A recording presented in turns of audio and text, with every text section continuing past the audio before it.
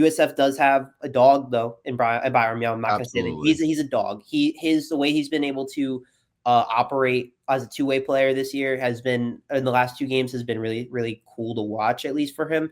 He's been a dog in the run game, and he's made some good throws.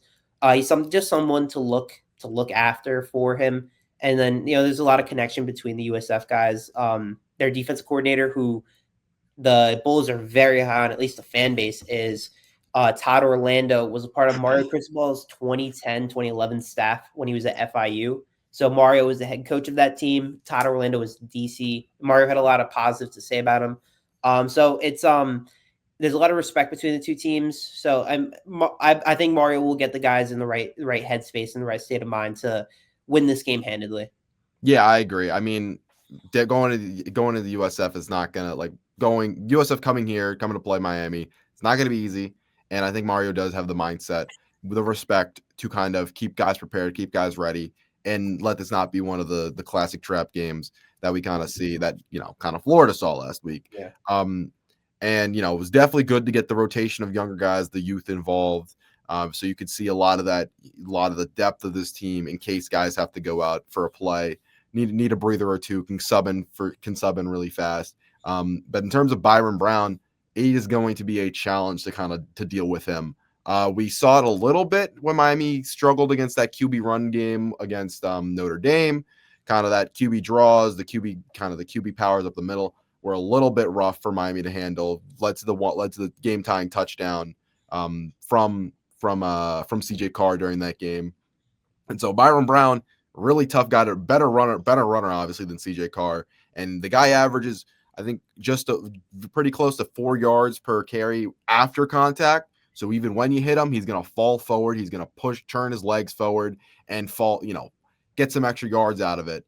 And there's the big play from the week 1 game that got called back, but you saw what he can do. Shedding tacklers, getting stiff arming dudes, getting through the defense and kind of running off with his legs. He can do those type of things, and it is a swarm the ball type of game, kind of like we were talking about going to that game with Jeremiah Love. It is a big runner with the football. You got to swarm him, make sure he goes down, because he's taking the majority of USF's carries. Mm-hmm. The carries have really, I think it's, if I got to double check, but I believe it's 33 so far for Byron Brown, and then the next closest, I will double check USF stats, but he's their leading rusher, he's their leading ball carrier out of the backfield, and so you have to make sure you're able to bring him down. 31 so far for Byron Brown. Next closest is 13 with Cartavius Norton. Alvin Isaac might be a guy you want to look at in terms of stopping this run. He's an explosive guy, 8 carries for 88 yards. But what you really do have to keep an eye out for is their deep passing game. Brown so far through 2 games, 3 of 7 for 158 yards and a TD on those deep passes. So explosive plays are what USF is going to try and do. Maybe they're not able to get consistent yardage on a down-to-down basis, but they can definitely take the top off over the take the top off. One of their guys, I'm going to double check his name, but one of their guys has 2 passes with averaging 40 yards depth. Sorry, I want to double check on the name. Yes. Chaz Nimrod is their big play. Chaz Nimrod and Keyshawn Singleton, both averaging 20 yards per catch. Nimrod, his two of his catches going over 40 yards down the field. And so, Byron Brown thrives off that deep passing game. It's going to get this offense going. It's going to get chunk yardage when things might be stalling out. And that's where I think you're going to definitely need to watch out, because I don't think they're going to be able to make consistent offense, but I do think they're going to try and aim for those chunk plays to kind of burn Miami quick and get the points on the board, and then play tough defense as a result of that. Byron Brown gives me a lot of Haynes King vibes, just in the way of as a player. Haynes King is just he's a guy. He defines wear and tear in college football, the game, where every single play he is grinding for yards. No matter what, he's putting 100% of his body on the line every single snap. And you notice at the end of the game when he's limping after every game. Byron Brown feels the same way, where he's going to be the bell cow. He's going to run the ball the most. He's going to pass the ball the most. He's going to be doing everything for them. He actually might be a little bit better of a passer than Haynes King, but the team around him is not nearly as good as Georgia Tech is. Mm-hmm. So if Miami can, I don't know, contain the way that if they can limit Byron Brown's ability to run, force him to pass, Miami should be able to handle that game because of the way that they've looked better as an offensive unit because they have the two-way option, the dual threat that he can provide, where he can throw the ball deep, he can make some explosive plays, but he can also run the ball.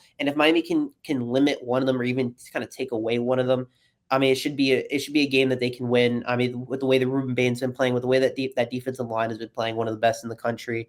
I have no fear that they can limit Byron Brown. Again, you can also watch the tape last year with Miami having a worse defense, giving up 15 points to a worse defense, with a worse defense, and they'll have a better defense. Offensively, obviously, it's not nearly as good, but when the defense is as much better as it is, you shouldn't really be that worried. Also, the game was in Tampa this year in Miami. It's home, yeah. So it's Miami's got all the tools to win this game. It's a game that you're kind of saying it's about mentality. I would say when you think about a Mario Cristobal kind of coach game, one of your concerns, like over the last few years, is can he win the trap games? And I don't want to call you could call USF a trap game because of the way that they've been playing the first 2 weeks. James makes a good point that UF kind of looked like they didn't expect this from USF even after what they did in week 1. It's true. Miami now kind of sees it after 2 weeks. Okay, these guys they're good. They're a really good team. They're respectful. They're respectable. I mean, USF over as a whole over the last few years when they've played down to the wire against Bama in back-to-back years. So it's definitely they're a respectable team. They're a respectable program. They're doing a really good job over there. And anytime you beat Florida, it's a fun time to beat them. So I think that I think Miami, it's mentality wise. When you think of a Mario Cristobal team, you're thinking, oh, can he win the games that can turn into trap games like Georgia Tech 2 years ago, like last year with Syracuse and Georgia Tech, right? Can Mario do his job, get the guys to make sure that this game is as, every single game. You mentioned in the press conference today that every single game for the rest of the season is a playoff game. And I agree. If you have that mentality, you have that kind of that logic, you should be able to kind of control the game in the way that you want to and not mess up in certain regards. So I'm not, again, not worried about it. I know that there was like people on Kane's Twitter were like, oh, we should be a little worried about this game. Don't be worried about it, but you should definitely not look at it like it's Bethune. You should kind of look at it like it's, or I would almost look at it like you're playing an ACC team right now, because you look at the way that you're kind of playing an ACC team at home. You just got to win the game. You just got to play your team, play to your abilities, play as you are as a team, and you should win. Yeah, I mean, echoing everything you just said, play to your abilities, play as a team, and kind of play your game. Don't take this team lightly because their defense is really good. Byron Brown can burn you through the run game or through that deep passing game. And so you gotta stay focused. You gotta stay on lock. And like I said, like you just said, play to your strengths. Kind of let Ruben Bain go to work on the edge. Let Akeem Mesidor go to work on the edge. Let the interior of the defensive line go to work there and play. Run the ball effectively. With Lyle back, you should have more of an outside run game to be able to establish alongside that interior run game that we've been seeing throughout the first 2 weeks. Hopefully, with JoJo Trader potentially, with JoJo Trader being back, maybe that Miami takes more deep shots, because that seemed like what their plan was for him. And when the Notre Dame game during his action, this guy's gonna be your deep shot guy. Maybe he gets more work in there. Miami's able to take more deep shots along with him. CJ Daniels, Malachi Tony, that grouping, we might see a little bit more of with them all healthy. So, I mean, but yeah, this is not going to be an easy game by any means. It's not going to be something you can just sleepwalk through and get done. So you have to take them. See, look, they might be average at best, but they've played above average through their first 2 weeks. And so at least defensively. So like, yes, I don't think USF is a world beater necessarily, but you can't let Miami in the last year lost to 2 teams that were not world beaters. Syracuse and Georgia Tech were not world beaters, and then they kill your season because you lose to them. So you can't treat teams like, oh, they're average. We're better. we're more talented. We're just gonna win. Yeah. So you gotta take all these games seriously. And like Cristobal, like you're talking about Cristobal saying, every week you got to treat it like a playoff game and go in with that mentality. Yeah, I would say Georgia Tech and Syracuse last year were probably better teams than this current USF team. But you are right.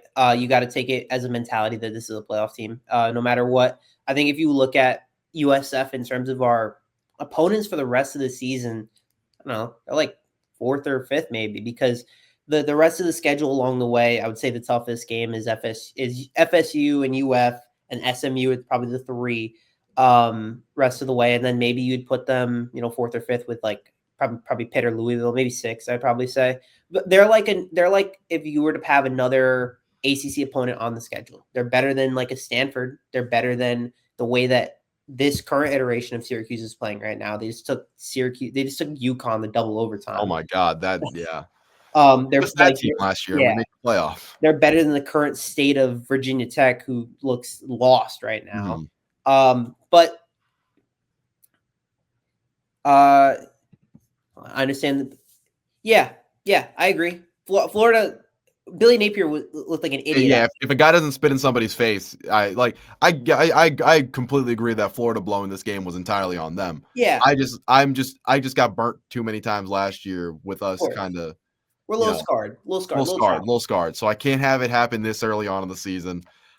Definitely, this team is way more. It feels like it's way more balanced than last year.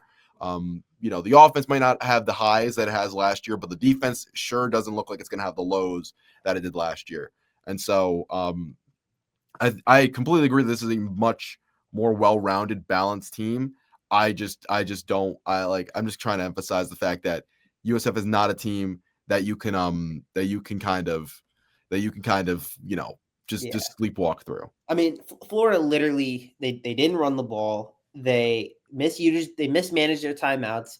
They had a player spit on one another player, which literally cost them 15 yards plus everything. It was just a disaster from UF all around in that second half. The safety, come on, like everything about that was just bad football from UF all around. They just played. They collapsed. It was a full Billy collapse, which is why again we are asking the University of Florida to please keep Billy Napier forever.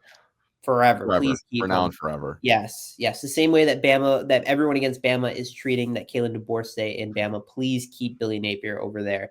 And then it doesn't even get easier for UF because that was their easiest game of the year. They have LSU next week, us in 2 weeks, and the rest of the season is just a season of hell for them. So I don't feel for them at all. I don't care. You hate to see it. You really, you truly hate to see it for the Gators. Control what you can control.